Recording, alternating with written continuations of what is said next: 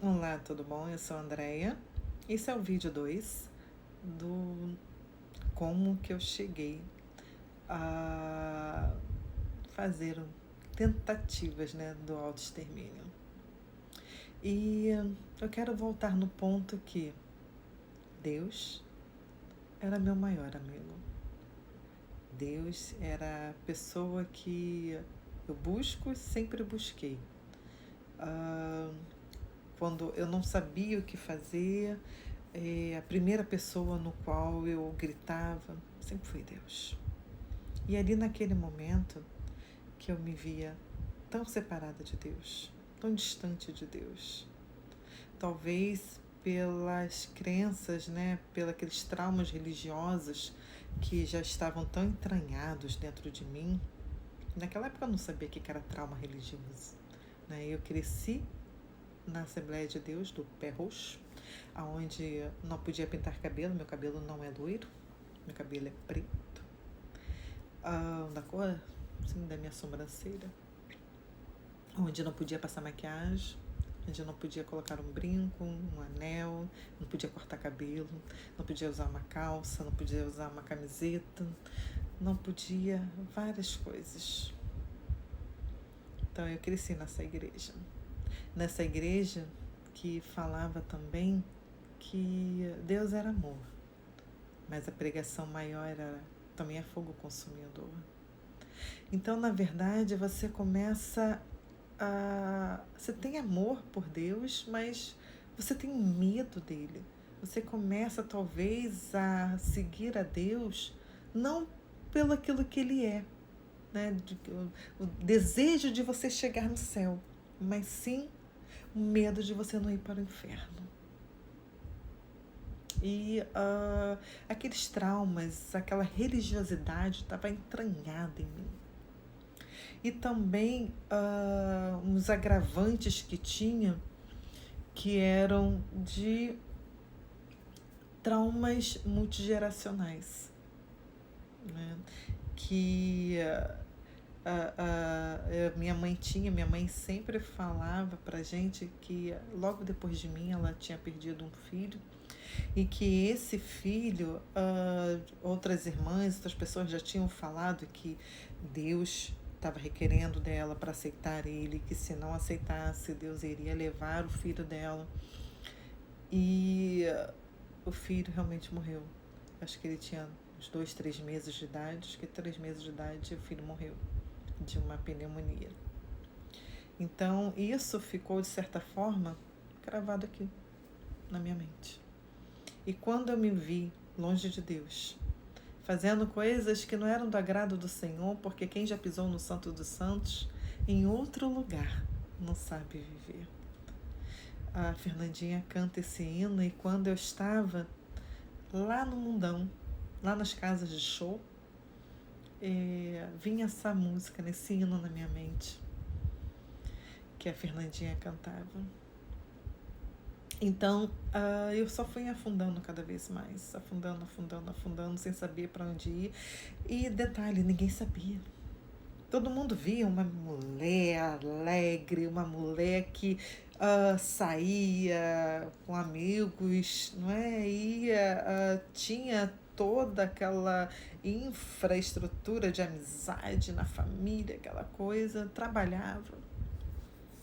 Mas ninguém sabia o que estava aqui realmente. Aquilo que de verdade estava passando dentro de mim.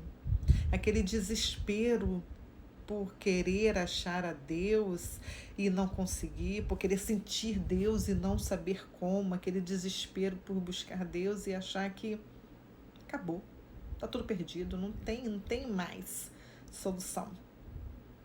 Mas eu achava que tudo isso que eu estava vivendo era simplesmente a falta de Deus, simplesmente o fato de eu não estar mais na igreja, o fato de eu não estar mais daquele jeito como eu cresci achando que era o certo.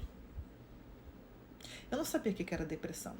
Não era falado como é nos dias de hoje. Não tinha essa divulgação igual é hoje. Eu não fazia ideia que eu estava com depressão. Eu achava que era Deus me culpando por eu não estar na presença dele, por eu não estar na igreja, que eu me afastei, porque eu achava que se eu continuasse na igreja, eu ia manchar o nome de Deus. Ó, quem sou eu para manchar o nome de Jesus? Nós somos nada. Mas isso é a religiosidade. Os traumas religiosos podem tirar vidas. E ao tentar buscar Deus e não conseguir, só fui afundando, até que um belo dia, depois de tantos pensamentos do que eu poderia fazer, e eu descia minhas escadas, né, pensando, será que é hoje que eu vou morrer? Será que é hoje que eu não volto para casa? Eu vivia assim, mas ninguém sabia. Ninguém sabia aquilo que realmente eu vivia. Eu ligava para aqueles... era até da Universal. Os centros de apoio que tinha na madrugada, eu ligava para lá para ouvir alguém falar, porque ali eu conseguia externar alguma coisa do que eu estava passando e a pessoa do outro lado conseguia me ajudar um pouquinho.